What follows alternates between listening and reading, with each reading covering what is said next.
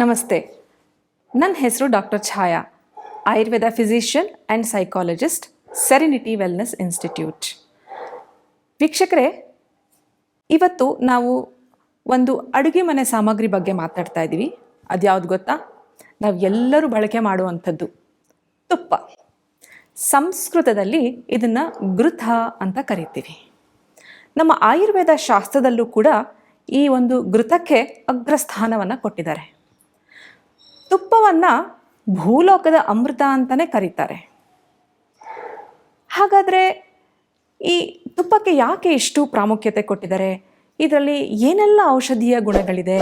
ಇದನ್ನು ಯಾವಾಗ ಬಳಸಬೇಕು, ಯಾರು ಬಳಸಬಾರ್ದು, ಯಾವ ತುಪ್ಪವನ್ನು ಬಳಸಬೇಕು, ಇವೆಲ್ಲ ಪ್ರಶ್ನೆಗಳು ನಿಮ್ಮಲ್ಲಿ ಕಾಡ್ತಾ ಇರ್ಬೋದು ಅಥವಾ ಕನ್ಫ್ಯೂಷನ್ಸ್ ಇರಬಹುದು. ಅಷ್ಟೇ ಅಲ್ಲದೆ ತುಪ್ಪನ ಒಂದು ರಿಲಿಜಿಯಸ್ ಪ್ರಾಕ್ಟೀಸಸ್ಗೆ ಕೂಡ ಬಳಸ್ತಾರೆ. ನೀವು ಹೋಮಗಳಿಗೆ ತುಪ್ಪವನ್ನು ಉಪಯೋಗಿಸ್ತೀರಾ ಅಲ್ವಾ? ಪಂಚಾಮೃತದಲ್ಲಿ ತುಪ್ಪವನ್ನು ಬಳಸಿ ಪ್ರಸಾದವನ್ನಾಗಿ ಬಳಸ್ತಾರೆ. ಇದರಲ್ಲೇ ಗೊತ್ತಾಗತ್ತೆ ನಮಗೆ ತುಪ್ಪಕ್ಕೆ ಎಷ್ಟು ಮಹತ್ವ ಇದೆ ಅಂತ. ಈ ತುಪ್ಪವನ್ನು ಗೋಲ್ಡನ್ ಲಿಕ್ವಿಡ್ ಅಂತ ಕರೀತಾರೆ. ನಮ್ಮ ಪುರಾತನ ಕಾಲದಿಂದಲೂ ಇದನ್ನು ಬಳಕೆ ಮಾಡ್ತಾ ಬಂದಿರುವಂಥದ್ದು. ಚಾಣಕ್ಯರು ಅವರ ನೀತಿಯಲ್ಲಿ ಹೇಳಿದ್ದಾರೆ. ಚಾಣಕ್ಯರು ಯಾರು ಅಂತ ನಿಮಗೆ ಗೊತ್ತಿರಬಹುದು. ಅವರು ನಮ್ಮ ಒಬ್ಬ ರಾಜರ ಮಂತ್ರಿಯಾಗಿದ್ದರು, ಅರ್ಥಶಾಸ್ತ್ರಜ್ಞರಾಗಿದ್ದರು ಕೂಡ. ಅವ್ರು ಏನು ಹೇಳ್ತಾರೆ? ಸಾಲ ಮಾಡಿ ಆದರೂ ತುಪ್ಪ ತಿನ್ನಬೇಕು ಅಂತ ಹೇಳ್ತಾರೆ. ಅಂದರೆ ನಮಗೆಲ್ಲ ಏನೇ ದ್ರವ್ಯಗಳಿದ್ರೂ ತುಪ್ಪ ಬಹಳ ಮುಖ್ಯ, ಒಂದು ಆರೋಗ್ಯವನ್ನು ಕಾಪಾಡ್ಕೊಳ್ಳೋಕ್ಕೆ ಅಂತ ಚಾಣಕ್ಯರು ಬಹಳ ವಿಸ್ತಾರವಾಗಿ ಅವರ ಚಾಣಕ್ಯ ನೀತಿಯಲ್ಲಿ ಹೇಳಿರುವಂಥದ್ದನ್ನು ನಾವು ನೋಡಬಹುದು. ಹಾಗಾದರೆ ಈ ತುಪ್ಪವನ್ನು ಮಾಡುವ ವಿಧಾನ ಹೇಗೆ ಅಂತ ನಾವು ತಿಳ್ಕೊಳ್ಳೋಣ. 2 ತರಹದ ವಿಧಾನ ಇದೆ. ಇದೇನಪ್ಪ ತುಪ್ಪ ಹೆಂಗೆ ಮಾಡಬೇಕು ಅಂತ ಹೇಳ್ತಿದ್ದಾರೆ, ಅದೇನದು ಸಿಂಪಲ್ ಅಲ್ವಾ ಅಂತ ನೀವೆಲ್ಲ ಹೇಳ್ಬೋದು. ಖಂಡಿತ ಅಲ್ಲ. ಈಗಿನ ಕಾಲದಲ್ಲಿ ತುಪ್ಪ ಮಾಡುವ ವಿಧಾನವೇ ಬೇರೆ ಬೇರೆ ರೀತಿಯಾಗಿ ಆಗಿಬಿಟ್ಟಿದೆ. ಕರೆಕ್ಟಾಗಿ ಒಂದು ಪ್ರೊಸೀಜರ್ ಆಗಿ ಒಂದು ತುಪ್ಪ ಮಾಡಬೇಕು ಅಂದರೆ ಹಸುವಿನ ಹಾಲನ್ನು ಕಾಯಿಸಿ ಹೆಪ್ಪು ಹಾಕಿ ಅದರನ್ನು ಮೊಸರು ಮಾಡಿ ಕುಡುಗೋಲಲ್ಲಿ ಕಡಿದು ಅದರಲ್ಲಿ ಬಂದಂತಹ ಬೆಣ್ಣೆಯನ್ನು ತೆಗೆದು ಆ ಬೆಣ್ಣೆಯನ್ನು ವಾಶ್ ಮಾಡಿ ಅದನ್ನು ಕಾಯಿಸಿ ತೆಗೆಯುವಂಥದ್ದೇ ಶ್ರೇಷ್ಠವಾದ ತುಪ್ಪ. ಈ ತುಪ್ಪದಲ್ಲಿ ಇರುವುದೇ ಔಷಧೀಯ ಗುಣಗಳು. ಇನ್ನೊಂದು ವಿಧಾನ ಏನು ಅಂತ ನೀವು ಕೇಳ್ಬೋದು. ಈಗ ಸಾಕಷ್ಟು ಹೊರಗಡೆ ಕಂಪನಿಗಳು, ಹೊರಗಡೆ ನಮ್ಮ ಮಾರ್ಕೆಟಲ್ಲಿ ಸಿಗುವಂಥ ತುಪ್ಪಗಳು ಏನು ಮಾಡ್ತಾರೆ ಅಂದರೆ ಹಾಲನ್ನು ಕಾಯಿಸಿ ಹಾಲಲ್ಲಿ ಬರುವಂತಹ ಕೆನೆಯನ್ನು ತುಪ್ಪವನ್ನಾಗಿ ಕಾಯಿಸ್ಕೊಂಡು ಯೂಸ್ ಮಾಡ್ತಾರೆ. ಇದರಲ್ಲಿ ಏನು ಅಷ್ಟೊಂದು ಔಷಧಿಯ ಗುಣಗಳು ಇರೋದಿಲ್ಲ. ಈ ತುಪ್ಪವನ್ನು ನಾವು ಸೇವನೆ ಮಾಡಿದ್ರೆ ಏನಾಗುತ್ತೆ? ಫ್ಯಾಟ್ ಮೆಟಬಾಲಿಸಮ್ ಆಗೋದಿಲ್ಲ. ಮೆಟಬಾಲಿಸಮ್ ಆಗದೇ ಇದ್ದಾಗ ಏನಾಗುತ್ತೆ? ಲೈಪೋಮಾ ಆಗುತ್ತೆ. ಲೈಪೋಮಾ ನಿಮಗೆಲ್ಲ ಗೊತ್ತಿರ್ಬೋದು. ಸ್ಕಿನ್ ಕೆಳಗಡೆ ಒಂದು ಸಣ್ಣ ಸಣ್ಣ ಗುಳ್ಳೆ ಥರ ಇರುತ್ತೆ. ಅದೇನು ಡೇಂಜರಸ್ ಇರೋದಿಲ್ಲ, ಬಟ್ ಅದು ಡೈಜೆಷನ್ ಆಗದೆ ಆ ರೀತಿಯಾದ ಗುಳ್ಳೆಗಳು ನಮ್ಮ ದೇಹದಲ್ಲಿ ಕಾಣಿಸ್ಕೊಳ್ಳೋಕ್ಕೆ ಶುರುವಾಗುತ್ತೆ. ಹಾಗಾದ್ಮೇಲೆ ನಾವು ಯಾವ ಹಸುವಿನ ಅಥವಾ ಯಾವ ಎಮ್ಮೆಯ ತುಪ್ಪ ಬಳಸಬೇಕು, ತುಪ್ಪ ಯಾವ್ಯಾವ ರೀತಿಯಲ್ಲಿ ನಮಗೆ ಒದಗುತ್ತೆ, ಯಾವ ಹಸುವಿನ ಹಾಲು ಅಥವಾ ಎಮ್ಮೆಯ ಹಾಲು ಹೇಗೆ ಬಳಸಬೇಕು ಅಂತ ನೀವು ಕೇಳ್ಬೋದು. ಶ್ರೇಷ್ಠವಾಗಿ ಹಸುವಿನ ಹಾಲು ಅಂದರೆ ಕರಿ ಹಸು, ಜವಾರಿ ಹಸುಗಳು ಅಥವಾ ನಮ್ಮ ದೇಸಿ ತಳಿಗಳ ಹಸುಗಳು, ಇದರಿಂದ ತೆಗೆದಂತಹ ಹಾಲಿನಲ್ಲಿ ಮಾಡಿದಂತಹ ತುಪ್ಪ ಬಹಳ ಶ್ರೇಷ್ಠ. ಇನ್ನು ಎಮ್ಮೆ ಹಾಲಲ್ಲೂ ತುಪ್ಪವನ್ನು ಮಾಡ್ತಾರೆ, ಆದರೆ ಅದು ಬಹಳ ಮಂದವಾಗಿರುತ್ತೆ, ಜೀರ್ಣಕ್ರಿಯೆಗೆ ಬಹಳ ಕಷ್ಟ ಆಗುತ್ತೆ.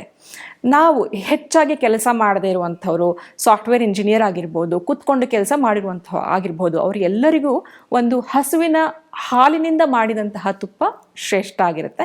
ಇನ್ನು ಯಾರು ಹೆಚ್ಚು ಹಾರ್ಡ್ ವರ್ಕ್ ಮಾಡ್ತಾರೆ, ಕಷ್ಟ ಕೆಲಸಗಳನ್ನು ಮಾಡ್ತಾರೆ, ಅವರು ಎಮ್ಮೆ ಹಾಲಿನಿಂದ ಮಾಡಿದಂತಹ ತುಪ್ಪ ಉಪಯೋಗಿಸ್ಕೊಂಡ್ರೆ ಬಹಳ ಒಳ್ಳೆಯದು. ಅದು ಜೀರ್ಣಕ್ಕೂ ತುಂಬ ಲೇಟಾಗಿ ಜೀರ್ಣ ಆಗುವಂಥದ್ದನ್ನು ನಾವು ನೋಡಬಹುದು.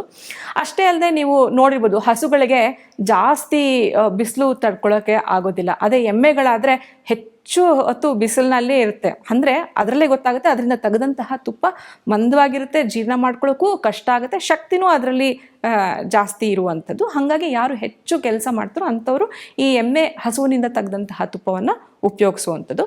ಮಕ್ಕಳಿಗೆ ಇದನ್ನು ಕೊಡೋದು ಶ್ರೇಷ್ಠ ಅಲ್ಲ, ಏಕೆಂದರೆ ಮಕ್ಕಳಾಗಲಿ ಮತ್ತು ವಯಸ್ಕರಲ್ಲಾಗಲಿ ಜೀರ್ಣ ಮಾಡ್ಕೊಳ್ಳೋಕ್ಕೆ ಕಷ್ಟ ಆಗುತ್ತೆ. ಹಾಗಾಗಿ ಎಮ್ಮೆ ಹಾಲಿನಿಂದ ತೆಗೆದಂತಹ ತುಪ್ಪವನ್ನು ಕೊಡೋದು ಶ್ರೇಷ್ಠ ಅಲ್ಲ ಅಂತ ನಾನು ಹೇಳ್ತೀನಿ. ಅಷ್ಟೇ ಅಲ್ಲದೆ ನೀವು ಕೇಳ್ಬೋದು, ಇದು ತುಪ್ಪ ನಾವು ಇಷ್ಟೊಂದು ಸೇವನೆ ಮಾಡ್ತಾ ಇದೀವಿ, ನಮಗೆ ಕೊಲೆಸ್ಟ್ರಾಲ್ ಜಾಸ್ತಿ ಆಗ್ಬೋದಾ ಅಥವಾ ನಮಗೆ ಹೃದಯ ಸಂಬಂಧಿತ ಕಾಯಿಲೆಗಳೇನಾದರೂ ಜಾಸ್ತಿ ಆಗ್ಬೋದಾ ಅಂತ ನೀವು ಪ್ರಶ್ನೆ ಮಾಡ್ಬೋದು. ಖಂಡಿತ ಅಲ್ಲ. ಇದೊಂದು ತಪ್ಪು ಕಲ್ಪನೆ ಅಂತ ನಾನು ಹೇಳ್ತೀನಿ. ಇದು ಲೋ ಡೆನ್ಸಿಟಿ ಲಿಪೋಪ್ರೋಟೀನ್ ಅಂತ ಏನಿದೆ ತುಪ್ಪದಿಂದ ಬರುವಂಥದ್ದು ಖಂಡಿತ ಅಲ್ಲ. ಇದು ತುಪ್ಪವು ನಮಗೆ ಒಳ್ಳೆ ಫ್ಯಾಟ್ ಪ್ರೊವೈಡ್ ಮಾಡುತ್ತೆ ನಮ್ಮ ದೇಹಕ್ಕೆ. ಹಾಗಿದ್ರೆ ಇದರ ಗುಣಗಳೇನು, ಯಾವ್ಯಾವ ಕಾಯಿಲೆಗಳಲ್ಲಿ ಈ ತುಪ್ಪವನ್ನು ಬಳಸ್ತಾರೆ ಅಂತ ನಾವು ನೋಡ್ತಾ ಹೋಗೋಣ. ಇದು ವಯಸ್ಕರಲ್ಲಿ ಆಲ್ಝೈಮರ್ಸ್ ಡಿಸೀಸ್ ಅಂತ ಬರುತ್ತೆ, ಇದಕ್ಕೆ ಬಹಳ ಉಪಯುಕ್ತವಾಗುವಂಥದ್ದು. ಮಕ್ಕಳಲ್ಲಿ ಜ್ಞಾಪಕ ಶಕ್ತಿ ಹೆಚ್ಚು ಮಾಡ್ಕೊಳ್ಳಿಕ್ಕೆ ಉಪಯೋಗ ಆಗುವಂಥದ್ದು. ತಲೆ ಕೂದಲು ಉದುರ್ತಾ ಇದ್ದರೆ, ಮತ್ತು ಕೆಲವೊಂದು ಸಲ ಏನಾಗುತ್ತೆ ಶ್ವಾಸಕೋಶದ ತೊಂದರೆ ಇರ್ಬೋದು, ಇಂಥ ಸಮಯದಲ್ಲೂ ಕೂಡ ಈ ತುಪ್ಪವನ್ನು ಬಳಕೆ ಮಾಡುವಂಥದ್ದು. ಇಷ್ಟೇ ಅಲ್ಲದೆ ಈಗ ಈ ಎಲ್ಲ ಒಂದು ಕಾರಣಗಳಾಯಿತು. ಇನ್ನು ಯಾವ್ಯಾವ ಕಾರಣಗಳಲ್ಲಿ ತುಪ್ಪವನ್ನು ಉಪಯೋಗಿಸಬಾರ್ದು? ಅಪಥ್ಯ ಅಂತ ನಾವು ಹೇಳ್ತೀವಿ. ಇದೇನಪ್ಪ ತುಪ್ಪಕ್ಕೂ ಅಪಥ್ಯ ಇದೆ ಪಥ್ಯ ಇದೆ ಅಂತ ನೀವು ಕೇಳ್ಬೋದು. ಖಂಡಿತ ಇದೆ. ಅಪಥ್ಯ ಅಂದರೆ ಈಗ ತುಪ್ಪವನ್ನು ನಾವು ಫ್ರಿಡ್ಜ್ನಲ್ಲಿ ಇಟ್ಟಿರುವಂತಹ ಆಹಾರ ಇರ್ಬೋದು, ತಣ್ಣಗಿರುವಂತಹ ಆಹಾರ ಇರ್ಬೋದು, ಅದರಲ್ಲಿ ಮಿಕ್ಸ್ ಮಾಡಿ ಸೇವನೆ ಮಾಡಿದರೆ ಅದು ಅಪಥ್ಯ. ಖಂಡಿತ ಸೇವನೆ ಮಾಡಬಾರ್ದು. ತುಪ್ಪವನ್ನು ಸೇವನೆ ಮಾಡಿದ್ಮೇಲೆ ನಾವು 1 ಲೋಟ ಬಿಸಿ ನೀರನ್ನು ಸೇವನೆ ಮಾಡಬೇಕಾಗಿರುವಂಥದ್ದು. ಅಷ್ಟೇ ಅಲ್ಲದೆ ಈ ತುಪ್ಪ ಮತ್ತು ಜೇನುತುಪ್ಪ ಇವೆರಡನ್ನು ಸಮ ಪ್ರಮಾಣದಲ್ಲಿ ಬೆರೆಸಬಾರ್ದು. ಸಮ ಪ್ರಮಾಣದಲ್ಲಿ ಬೆರೆಸಿದ್ರೆ ಏನಾಗುತ್ತೆ, ಅದು ವಿಷವಾಗಿ ಕನ್ವರ್ಟ್ ಆಗುತ್ತೆ. ಹೇಗೆ ಇದು ವಿಷವಾಗಿ ಕನ್ವರ್ಟ್ ಆಗುತ್ತೆ? ತುಪ್ಪ ಮತ್ತು ಜೇನುತುಪ್ಪ ಈಕ್ವಲ್ ಕ್ವಾಂಟಿಟಿಯಲ್ಲಿ ಮಾಡಿದ್ರೆ ಅದು ನಮ್ಮ ದೇಹದಲ್ಲಿ ಫ್ರೀ ರ್ಯಾಡಿಕಲ್ಸ್ ಉತ್ಪತ್ತಿ ಮಾಡುತ್ತೆ. ಫ್ರೀ ರ್ಯಾಡಿಕಲ್ಸ್ ಉತ್ಪತ್ತಿ ಮಾಡಿದ್ರೆ ಏನಾಗುತ್ತೆ, ಬಾಡಿನಲ್ಲಿ ಇನ್ಫ್ಲಮೇಷನ್ ಆಗುತ್ತೆ, ಎಲ್ಲ ರೀತಿಯಾದ ಕಾಯಿಲೆಗಳು ಬರಲಿಕ್ಕೆ ಶುರುವಾಗುತ್ತೆ. ಚರ್ಮರೋಗ ಇರ್ಬೋದು, ತುರಿಕೆ ಇರ್ಬೋದು, ಸ್ಟೊಮಕ್ ಅಲ್ಸರ್ಸ್, ಇವೆಲ್ಲ ಕಾಯಿಲೆಗಳು ಬರಲಿಕ್ಕೆ ಶುರುವಾಗುತ್ತೆ. ಹಾಗಾಗಿ ಈಕ್ವಲ್ ಕ್ವಾಂಟಿಟಿ ಮಾತ್ರ ತುಪ್ಪ ಮತ್ತು ಜೇನುತುಪ್ಪ ಯಾವತ್ತೂ ಮಾಡಬಾರ್ದು. ಮತ್ತು ತಂಗಳನ್ನು ಅದರಲ್ಲಿ ಇರಬಾರ್ದು. ಹೇಗೆ ತುಪ್ಪ ಸೇವನೆ ಮಾಡಬೇಕು ಅಂದರೆ, ನಾವು ತಿನ್ನುವಂತಹ ಆಹಾರ ಏನಿರುತ್ತೆ ಅದಿನ್ನೂ ಬಿಸಿಯಾಗಿರಬೇಕು. ಬಿಸಿಯಾದಾಗ ತುಪ್ಪವನ್ನು ಹಾಕಿದಾಗ ಅಲ್ಲಿ ಕರಗಬೇಕು. ಆ ಮಟ್ಟಕ್ಕೆ ನಾವು ತುಪ್ಪವನ್ನು ಸೇವನೆ ಮಾಡುವಂಥದ್ದು. ಈ ತುಪ್ಪ ಕಾಯಿಸೋ ವಿಧಾನವೂ ಬೇರೆ ಬೇರೆ ರೀತಿಯಾಗಿ ಹೋಗ್ತಾ ಹೋಗುತ್ತೆ. ಕೆಲವರು ತುಪ್ಪವನ್ನು ವಿಳೆದೆಲೆ ಹಾಕಿ ಕಾಯಿಸುವಂಥದ್ದು ಮಾಡ್ತಾರೆ. ತುಳಸಿ ಎಲೆಗಳನ್ನು ಹಾಕಿ, ಒಳ್ಳೆ ಆರಾಮ ಬರಲಿಕ್ಕೆ ತುಳಸಿ ಎಲೆಗಳನ್ನು ಹಾಕಿ ಕಾಯಿಸುವಂಥದ್ದು ಮಾಡ್ತಾ ಹೋಗ್ತಾರೆ. ಮತ್ತು ಕೆಲವೊಂದು ಸಲ ಅಂಗಾಲು ಉರಿ ಬರುತ್ತೆ. ಅಂಥ ಟೈಮಿನಲ್ಲಿ ಅವರು ಕಾಲಿಗೆ ಚೆನ್ನಾಗಿ ತುಪ್ಪವನ್ನು ಲೇಪನ ಮಾಡುವಂಥದ್ದು ಒಳ್ಳೆಯದಾಗತ್ತೆ. ಇನ್ನು ಹೈ BP ಅಥವಾ ಹೈಪರ್ ಟೆನ್ಷನ್ ಇದ್ದವರಿಗೆ ತುಪ್ಪ ಮತ್ತು ಸ್ವಲ್ಪ ಬೆಲ್ಲವನ್ನು ಮಿಕ್ಸ್ ಮಾಡಿದ್ರೆ BP ಕ್ರಮೇಣವಾಗಿ ಕಡಿಮೆ ಆಗ್ತಾ ಹೋಗುತ್ತೆ. ತುಪ್ಪದ ಬಗ್ಗೆ ಕೂಡ ಸಾಕಷ್ಟು ಸಂಶೋಧನೆಗಳು ಕೂಡ ನಡೀತಾ ಇದೆ. ಆ್ಯಂಟಿ ಬ್ಯಾಕ್ಟೀರಿಯಲ್, ಆ್ಯಂಟಿ ವೈರಲ್, ಆ್ಯಂಟಿ ಕ್ಯಾನ್ಸರಸ್ ಕೂಡ ಸಂಶೋಧನೆ ರಿಸರ್ಚ್ ನಡೀತಾ ಹೋಗ್ತಾ ಇದೆ. ಇದಷ್ಟೇ ಅಲ್ಲದೆ ಹುಟ್ಟಿದ ಮಕ್ಕಳಿಗೆ, ಹುಟ್ಟಿದ ತಕ್ಷಣ ಮಕ್ಕಳು ಇರ್ತಾರಲ್ಲ, ಅವರಿಗೆ ತುಪ್ಪ ಮತ್ತು ಸೈಂಧವ ಲವಣನ ಬೆರೆಸಿ ಕ್ಲೀನ್ ಮಾಡುವಂಥ ಒಂದು ಪದ್ಧತಿ ಕೂಡ ಇದೆ. ಸೊ ನೀವು ನೋಡಿದ್ರಲ್ಲ ವೀಕ್ಷಕರೇ, ಇಷ್ಟೆಲ್ಲ ಒಂದು ಗುಣಗಳು ತುಪ್ಪದಲ್ಲಿ ಇದೆ.